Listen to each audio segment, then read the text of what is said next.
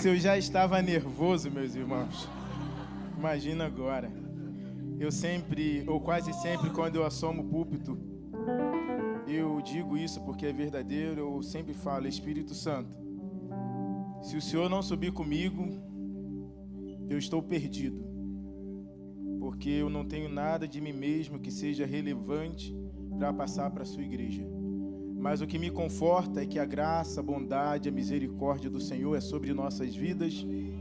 E como disse certa vez Napoleão Falcão, o cano pode até ser enferrujado, mas a água que desce, ela é pura, porque ela vem do trono de Deus. Fale com o teu irmão: você quer receber água pura? Fale, então fique preparado, porque Deus vai falar contigo nessa noite. Sou grato a Deus pela vida do nosso bispo, Rogério Rocha, a quem tem confiado a nós essa oportunidade de assomarmos este púlpito. Eu quero te convidar a abrir a sua Bíblia no livro de Mateus, no capítulo 14. Eu quero fazer uma exposição desse texto, do livro de Mateus, capítulo 14, e a partir do verso de número 22, eu quero fazer uma exposição temática, onde nós estamos dando o seguinte tema: o natural de Deus. Toque alguém que está do seu lado e diga: só é possível fazer obras maiores se vivermos no natural de Deus. Diz assim a palavra do Senhor nosso Deus: logo a seguir, compeliu Jesus, é verso 22, os seus discípulos a embarcar e passar diante dele para o outro lado, enquanto ele despedia a multidão. E despedida a multidão, subiu ao monte a fim de orar sozinho. E caindo a tarde, lá estava ele só. Entretanto, o barco já estava longe, e a muitos estádios da terra, açoitado pelas ondas, porque o vento era contrário. Na quarta vigília da noite, foi Jesus ter com eles, andando sobre as águas. E os discípulos, ao verem-no andando sobre as águas, ficaram aterrorizados e exclamaram: é um fantasma! E tomados de medo gritaram. Porém Jesus imediatamente disse-lhes: tende bom ânimo, sou eu, não temais. Verso 28 vai dizer: respondendo-lhe Pedro, disse: se és tu, Senhor, manda-me ir ter contigo sobre as águas. E ele disse: vem. E Pedro, descendo do barco, andou sobre as águas e foi ter com Jesus. Verso 30 vai dizer: reparando, porém, na força do vento, teve medo e, começando a submergir, gritou: salva-me, Senhor. E prontamente Jesus, estendendo a mão, tomou-lhe e disse: homem de pequena fé, por que duvidais? Subindo ambos para o barco, cessou o vento, e os que estavam no barco adoraram, dizendo: verdadeiramente és o Filho de Deus. Nós te louvamos, Senhor, pela leitura da tua palavra. Estou convencido que uma vez mais, através da sua graça, bondade e misericórdia, o Senhor irá falar ao seu povo, porque essa igreja não é minha, mas a igreja é sua, e nós somos dependentes da sua graça, bondade e misericórdia. Então eu te peço uma vez mais: fala, Senhor, porque nós queremos ouvir a sua voz, em nome de Jesus. Queridos irmãos, esse texto ele é muito interessante, que na verdade ele é o cumprimento de uma outra sequência do texto. O texto, no versículo 22, ele começa dizendo: e logo a seguir. Se o texto ele começa dizendo logo a seguir, isso nos remete que ele está fazendo a continuação de alguma coisa. E o que é essa alguma coisa? No verso de número 1, nós vamos ver que traz a narrativa da experiência vivida por João, o Batista. O texto vai dizer, a partir do verso de número 1, eu estou começando de lá para te contextualizar, vai dizer que João Batista, ele estava preso. Eu estou trazendo só a narrativa para que vocês possam pegar essa base. Ele estava preso porque ele falou para Herodias, esposa de Herodes, que a conduta deles não estava muito correta. Então ele foi preso. Ele foi preso porque ele ministrou a verdade. Ele falou do evangelho de verdade. Ele foi preso porque ele não abriu mão da palavra da verdade. E o texto continua dizendo que depois, na festa, a filha de Herodias dança, e ali ela consegue chamar a atenção do rei lá, de Herodes. E aí ele, depois de se sentir, extremamente impactado e foi, de certa forma, convencido por aquela sensualidade, ele falou: o que você me pedir, eu te dou, até metade do meu reino. E aí ela vai à sua mãe, que fala com ela assim: peça para ele a cabeça de João o Batista. E ele ficou muito indignado, diz o texto, mas ele mandou trazer a cabeça de João Batista numa bandeja. Essa narrativa, ela não tem nada a ver diretamente com o que eu quero ministrar, mas eu não posso dar sequência ao texto sem te dizer que João Batista, ele teve a sua cabeça cortada porque ele não abriu mão do evangelho da verdade. Isso me leva a entender que mais vale perder a cabeça e preservar o evangelho da verdade do que abrir mão do evangelho da verdade para mantermos a nossa cabeça.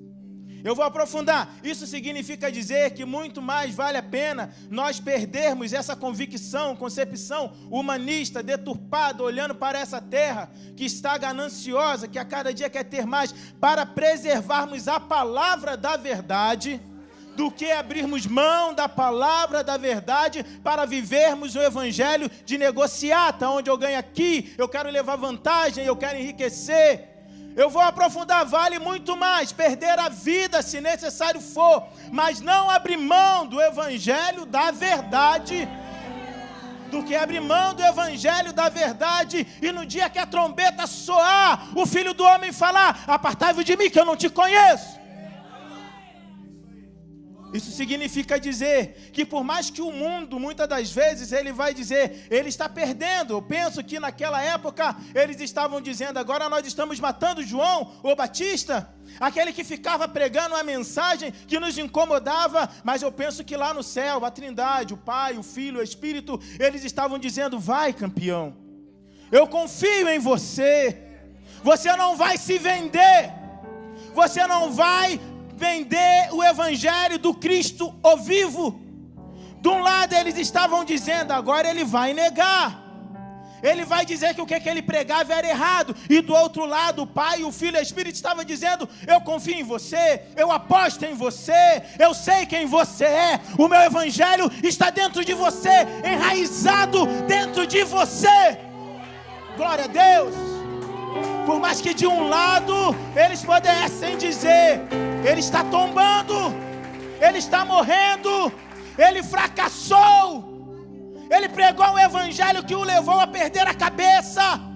Por mais que esse lado pudesse dizer: ele perdeu o tempo dele, a juventude dele, a vida dele, eu penso que do outro lado estava o Pai, o Filho e o Espírito dizendo: vinde bendito do meu Pai, receber por herança o que vos foi preparado desde a fundação do mundo. Porque faça chuva ou faça sol, você não negou o meu nome, você não vendeu o evangelho, você não mercantilizou a palavra do Filho do meu amor, Jesus Cristo. Toque alguém que está do seu lado e diga: você precisa escolher. Ou abra mão do evangelho, ou abra mão de uma mentalidade hipócrita e mundana.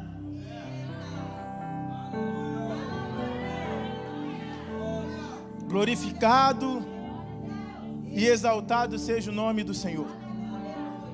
Mas o texto vai dizer que depois desse acontecimento, Jesus soube. João tinha perdido a cabeça. Ele vira para os seus discípulos e fala: vamos nos afastar um pouco, vamos descansar, vamos para um local separado e sossegado. E eles vão. Só que o texto vai dizer que quando eles chegam lá, já havia uma multidão. Porque a multidão tomou conhecimento de que Jesus estava indo para lá. E eles foram atrás de Jesus. Isso significa dizer que por mais que estejam vendendo o evangelho, ainda há um povo sedento pela palavra da verdade. Toque em alguém e diga: você é responsável por levar essa verdade. Não mercantilize aquilo que Deus te deu, senão você não vai fazer obras maiores. E o texto vai dizer que eles foram, e ali estava a multidão. E a gente chega aqui, Jesus, ele compele, antes dele compelir os discípulos, ele fala com os discípulos: olha, vamos dar de comer para esse povo. Estou parafraseando aqui para nós entrarmos na mensagem, é só uma introdução. E eles falaram: nós não temos o que dar para eles para comer. E Jesus faz a multiplicação, que eu sei que vocês conhecem. E aí depois nós chegamos aqui no 22, para nós começarmos a pregar. Ele diz: e logo a seguir, Jesus os compeliu a entrarem no barco e passar para o outro lado. Existe uma chave muito forte aqui. Jesus não falou para eles, presbítero: preparem um barco. Jesus falou: existe um barco. Diga para alguém: existe um barco. Nessa analogia que eu estou propondo para essa narrativa, o barco é um projeto. Eu vou repetir: existe um projeto. E tem gente que está querendo inventar coisa e Deus está dizendo: não invente nada, porque o projeto já está pronto. Existe um barco. E as pessoas, algumas não estão querendo reconhecer que já há um barco. Outras são tão autossuficientes que estão dizendo: esse barco preparado por Jesus não me cabe. Eu tenho o meu próprio barco. Eu tenho as minhas próprias concepções. Só que a Bíblia que eu e você lemos, ela vai dizer que a sabedoria do homem é como um trapo de imundície. Então o que pensamos em nós mesmos é fruto do nada. Porque nós nem sabemos quantos fios de cabelo tem na nossa cabeça. Quanto mais o propósito. A vida que você vive não fala da sua história, não fala do seu projeto. Você faz parte de um projeto. Eu faço parte de um projeto. Então toque alguém e diga: pare de perder tempo tentando construir um barco, porque o autor da vida já construiu. Aleluia. Glória a Deus. E Jesus falou: entre no barco. Eu me lembro de Jonas. Deus deu uma ordem para ele, falou: vai para Nínive. Ele falou: não, eu não quero esse barco não, eu tenho outro. Estou parafraseando, eu sei que vocês estão entendendo. E ele falou: vai para Nínive, eu tenho um projeto lá. Não, eu tenho um outro barco. Eu tenho a notícia para você. Quando a vontade de Deus é absoluta, nem que seja de barco, nem que seja de baleia ou de peixe, nós iremos para o centro da vontade dele. Você quer ir de barco? Você quer ir de peixe? Como você quer ir?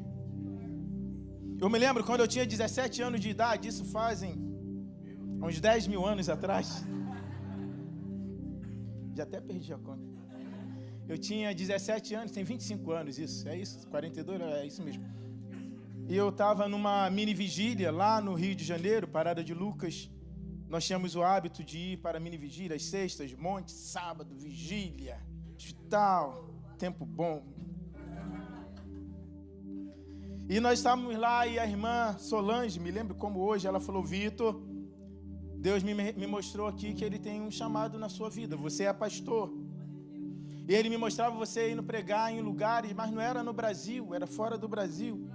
Você imagina, irmãos, um menino de 17 anos, a mãe e pai semi-analfabeta, a gente não tinha dinheiro para comprar o pão no outro dia. A irmã tem uma visão dessa, de que eu era pastor e que eu ainda ia pregar fora do Brasil. Lá no meu íntimo eu falei: está repreendido em nome de Jesus. É verdade, eu falei: eu não quero isso para mim. Eu não quero ser pastor. Chama outro, esse barco não é meu. Lê do engano. O tempo passou e outras pessoas corajosas vinham dizendo, aí eu fiquei mais ousado. Eles falavam: você é pastor? Eu falei: está amarrado em nome. Eu falava mesmo, falava. Eu não quero isso. Eu não quero essa vida para mim.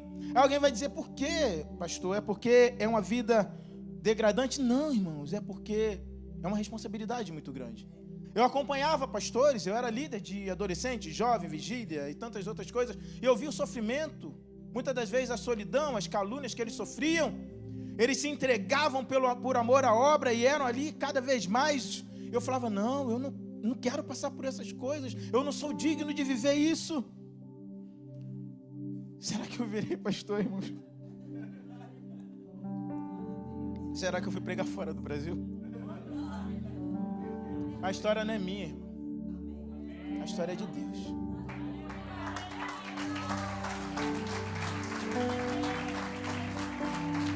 A história é de Deus.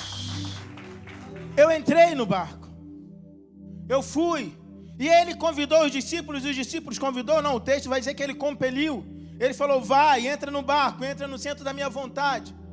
Só que o interessante é que enquanto os discípulos estavam entrando nesse barco, Jesus ele estava indo fazer o quê? Despedir a multidão. Fale com a pessoa que está do seu lado. Fale o nível que Deus quer te levar. Não cabe a multidão. Não tem como. Não tem como. Ou abre mão da multidão para viver o sobrenatural, ou vai continuar vivendo uma vida medíocre. Dentro da média. Dentro do que é comum. E Jesus foi despedir a multidão. Ele abençoou a multidão, sim. Orou pela multidão. Mas tem lugares que você leva um grupo de pessoas. Tem outros lugares que você leva outro. Tem outros que você vai sozinho. Porque é você e Deus. Dr. Monroe vai dizer que leões, eles não andam com ovelhas. Não há a mesma mentalidade, o mesmo foco. Vai haver ali poluição, não no sentido de ser ruim, mas é porque cada um tem um projeto, um propósito diferente. Aí começa a ficar confuso. Porque está andando no lugar que às vezes não é que é errado de ser ruim, é porque não é para você, é para outra pessoa. E aí ao invés de ser ao invés de influenciar, está sendo influenciado. Fale com alguém, Deus te chamou para ser leão. Ande com o leão. Se alimente do que o leão se alimenta. E cumpra o propósito de Deus na sua vida. Dr. Jorge Linhares, no seu livro Águia ou Galinha, ele vai dizer que há uma diferença entre águias e galinha. A galinha ela tem o hábito de andar olhando para o lado, ciscando o chão, se alimentando de minhoca. Não tem problema nenhum em agir como galinha, desde que você seja uma, mas você é águia. Águia anda com águia, vê como águia, se alimenta como as águias, voa como águia. É por isso que tem muita águia frustrada, porque está no ambiente errado. Não tem problema em ser galinha, mas Deus te chamou para outra coisa, e a teimosia faz você insistir em permanecer no lugar errado. Não existe obras maiores sem estar no centro da vontade de Deus. 2024 Deus te chamou para marcar, mas a marca é dele, da forma dele, do jeito dele, no lugar que ele quer. Servo não tem vontade, então entra no barco. Eles entraram no barco, o texto vai dizer isso. E o texto vai dizer que quando eles já estavam longe da terra, diga terra. Existem muitas conotações para essa palavra terra.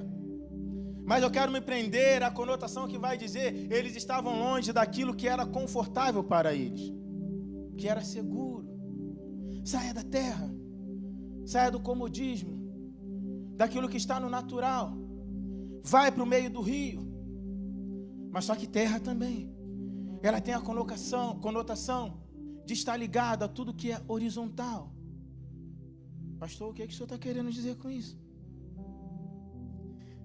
As pessoas estão tão ligadas nas coisas horizontais que a mente delas só está firmada nas concepções humanas.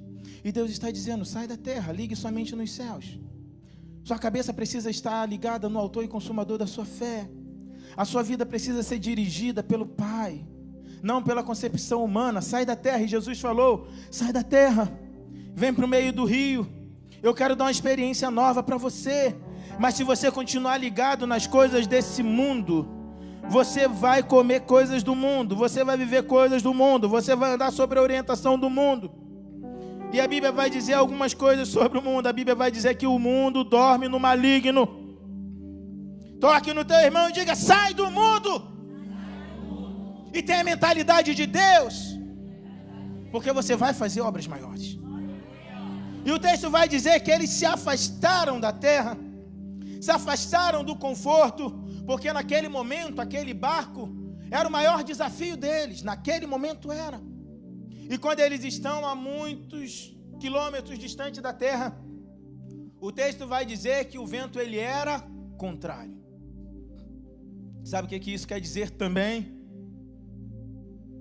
Que o vento sempre será a favor do caminho que te leva para o fracasso. Eles estavam indo em direção aonde Jesus falou para eles irem, presbítero. E o vento estava tentando puxá-los para a terra. O vento estava querendo puxá-los de volta, fazê-los regressar. E muitas pessoas estão deixando o vento trazê-los novamente para a terra, para as velhas concepções, para os velhos entendimentos, para as velhas práticas. E para não voltar a fazer as velhas práticas, tem que lutar contra essa maré. Tem muitas pessoas que estão se entregando, eu sei que é difícil. Os homens comuns, eles não resistem. Mas eu não estou pregando para pessoas comuns. Eu estou pregando para pessoas que vão viver obras maiores, fazer obras maiores, que vão lutar contra essa maré. O vento é contrário, a luta é grande, sim é. Mas nós não podemos perder visão do nosso foco, do nosso alvo. E nós cantamos e precisamos dizer: meu alvo é Cristo. Aleluia. E o texto vai dizer: o vento era contrário. Eles estavam desesperados.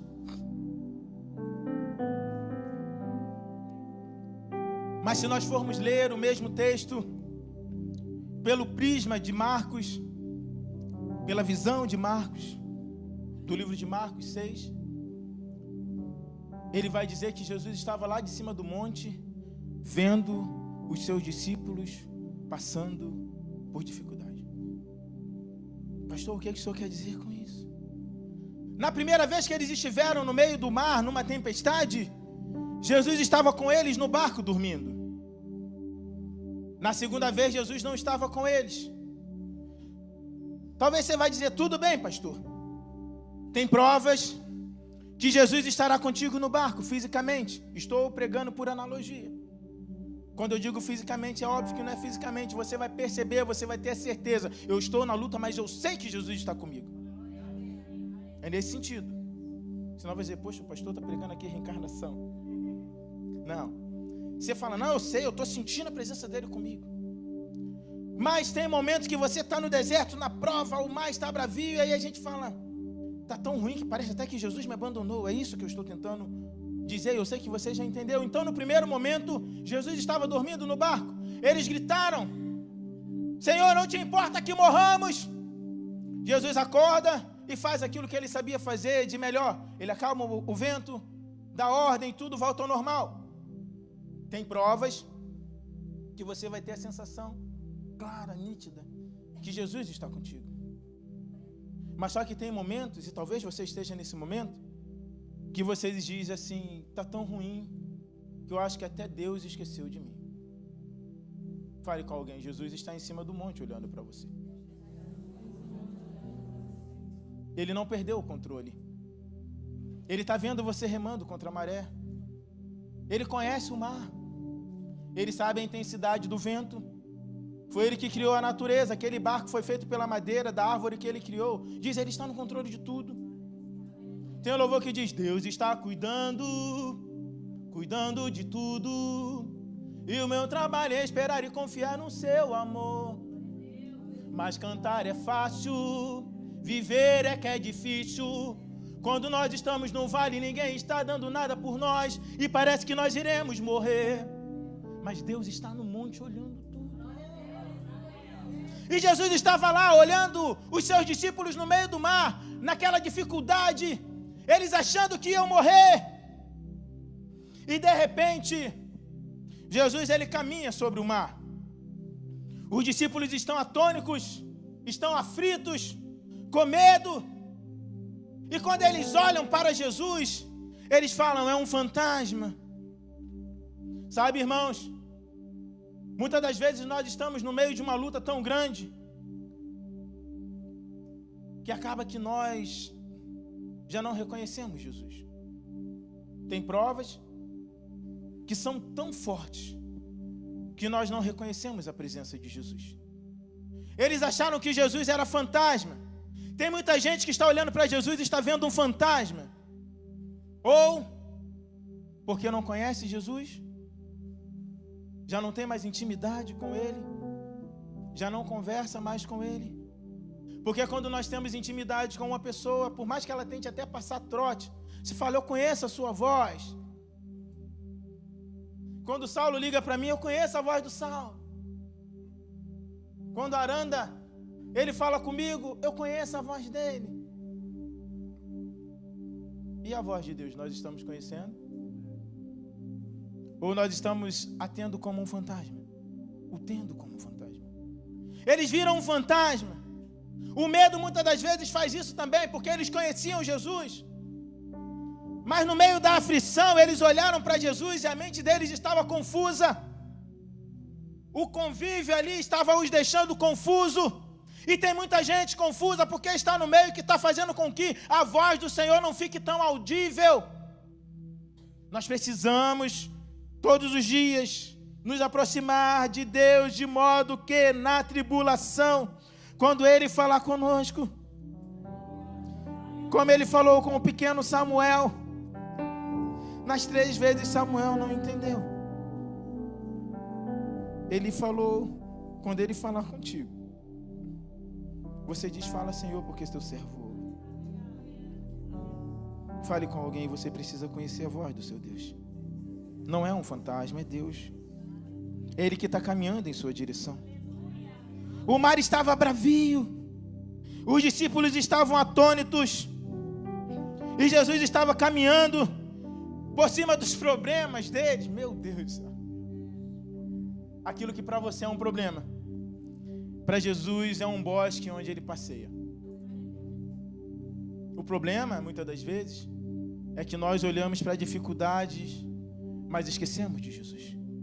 Eu não sei se você percebeu, eu vou repetir. Jesus, Ele está vindo sobre o mar bravio da sua vida, da sua história, da sua família, dos seus projetos, dos seus sonhos. Mas pastor, está muito difícil, parece que eu vou perecer. Olhe para Jesus, Ele está no controle de tudo, Ele vem caminhando. Mas só que o texto vai dizer que quando Jesus chega aí, Pedro, ele fala, é tu mesmo, Senhor? Ele fala, sou eu. Aí Pedro, ele fala, então manda-me ir ter contigo. Tem uma outra chave aqui. Tinham 12 discípulos no barco. Tinham 12 pessoas comuns no barco. Diga, pessoas comuns fazem coisas comuns e produzem coisas comuns. Tinham 12 homens comuns dentro de um barco. Até que um falou, eu não quero ser comum. Eu vim te contando essa história lá de trás porque eu queria chegar aqui. A pregação está aqui. O natural de Deus está aqui. Eu estou há 30 minutos construindo essa narrativa para chegar aqui. Pedro, ele fala, é tu mesmo? Sim, sou eu. Estou parafraseando. Pedro fala, eu não quero ser comum. Para nós, é natural andar no mar de barco ou de alguma coisa que flutue. Mas para o Senhor, é natural andar sobre o mar. Então manda-me, Senhor, e viver o seu natural. Eu quero viver o seu natural. Jesus falou, você quer viver o meu natural, Pedro? Então vem. Porque para o Deus que você serve, o mar, ele vira chão firme. É natural para ele. Para o Deus que você serve, é natural uma mulher que está há 12 anos sofrendo de fluxo de sangue, apenas por tocar nele, ser curada. Para o Deus que você serve, é natural homens entrarem numa fornalha de fogo ardente e ser aquecida 7 vezes mais, e eles não morrerem. E quando abrirem a porta da fornalha, o segredo estava lá. Qual é o segredo? O quarto homem da fornalha era semelhante ao Filho do Homem. Os olhos dele eram como chama de fogo. Jesus, ó Cristo. Jesus, ó Cristo. Glória a Deus. É natural para ele te jogarem numa cova e os leões não te trucidarem. Então, nós precisamos de ver esse natural. Ele nos convida a viver esse natural. Porque quando Pedro ele sai do barco, ele está dizendo: eu não quero ser comum, eu não quero passar minha vida sendo uma pessoa comum, fazendo coisas comuns. Eu quero marcar minha geração, a minha história, como alguém que viveu o natural de Deus. E o que é o natural de Deus, pastor? É sobrenatural para nós. Deus ele não está te chamando para fazer coisas óbvias. Os naturais fazem isso, mas Deus está te chamando para viver por fé. E as obras maiores que nós iremos fazer está pautada na fé, na crença em Deus, porque Ele faz o impossível. A cura que precisamos, Ele pode. A restauração que precisamos, Ele pode. A porta aberta, Ele pode. A sua empresa prosperar, Ele pode. O seu familiar se converter, Ele pode. Você só precisa viver o natural de Deus. Saia das concepções humanas, das palavras humanas, e se firme, se grude, garre no Filho do seu amor, Jesus Cristo vivo. Coloca-se de pé, por gentileza. Pedro entendeu isso. E sabe qual é a diferença entre as pessoas que vivem uma vida comum para as pessoas que vivem o natural de Deus? Eu imagino no outro dia, estou parafraseando, os discípulos lá em terra, tudo tranquilo. Aí chega lá João, talvez, e fala assim: vocês não sabem o que aconteceu ontem no mar? O que aconteceu? Nós estávamos lá, Jesus mandou a gente ir na frente, nós fomos, o mar ficou brabo, ficou bravio, nós ficamos com medo. Vocês não sabem da maior. O que aconteceu? Jesus veio andando, a gente achou que era um fantasma. E de repente Pedro tomou a palavra e foi lá. Pedro foi ousado, ele foi lá e ele andou com Jesus. Aí o povo falou: é verdade, sim. Aí você é o Pedro, e Pedro fala assim: deixa eu contar a história. O que foi? Eu fui esse homem. Eu vi Jesus vindo sobre o mar. Eu vi que Ele estava me convidando a ir para o sobrenatural. Saí do meu barco, do comodismo, do medo. Eu falei: Jesus, é Tu mesmo, Jesus. Eu posso me lançar sem medo de perder a minha vida. Eu posso ir sobre esse mar, eu vou viver o que o Senhor está vivendo. Para mim é impossível, Jesus, ir. Eu não tenho forças. Até hoje eu tenho vivido uma vida comum. É para mim esse negócio de sobrenatural, de crer no impossível, de fazer coisas que os homens comuns não podem fazer. Aí, está contando Pedro, aí Jesus falou para mim: vem. E eu fui. E eu vivi a minha história. Sabe o que eu quero te dizer? Que os homens comuns contam a história dos outros, mas aqueles que creem no sobrenatural de Deus marcam a história e contam a própria história, a própria experiência dele com Deus. Deus te chamou não é para ser contador de história dos outros. Deus te chamou para você contar a sua história. E as pessoas vão olhar para a sua história e vão dizer: uau! Um certo dia tinha um pastor louco dizendo sobrenatural. E teve um povo na IBR que creu naquilo. Eles tomaram posse da palavra e eles marcaram a geração deles. Eles foram viver o sobrenatural. E eles marcaram Portugal, a Europa. Deus chamou você. Não viva uma vida medíocre. Esse ano de 2024, nós iremos fazer coisas maiores. Porque nós entendemos que nós dependemos da graça, da bondade, da misericórdia de Deus. Diga: eu vou viver e vou fazer obras maiores, porque eu não serei uma pessoa comum, medíocre. Eu vou andar no mar que Jesus andou. Espírito Santo de Deus, nós nos prostramos diante de Ti nessa hora. Tu conheces os nossos corações, as nossas necessidades, as nossas dificuldades. Tu sabes as nossas limitações, Senhor. Tu sabes as vezes que nós pensamos em desistir, que nós achamos que não somos capazes. Tu sabes, Senhor, que nós falamos contigo no nosso profundo, no nosso culto, no nosso quarto, no trabalho, quando ninguém está nos vendo. O Senhor sabe as lágrimas que os meus irmãos têm deixado rolar no rosto deles, Senhor. Mas nós cremos em Ti, Pai. Nós cremos que Tu estás a caminho do nosso barco, na quarta vigília da noite, Senhor. Quando tudo está bem escuro, onde há a solidão, a rejeição, a humilhação, e nós achamos que vamos perecer, o nosso barco vai para o fundo do mar.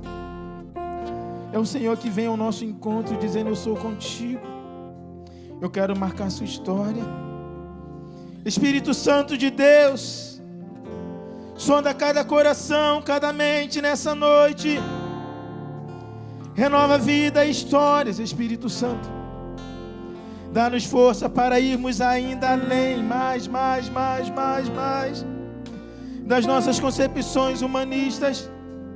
Antes de nós nascermos, Senhor, o Senhor já tinha nos projetado para fazermos obras maiores. E nós iremos fazer obras maiores, porque nós andaremos contigo. Renunciaremos aquilo que precisa ser renunciado e glorificaremos o Seu nome.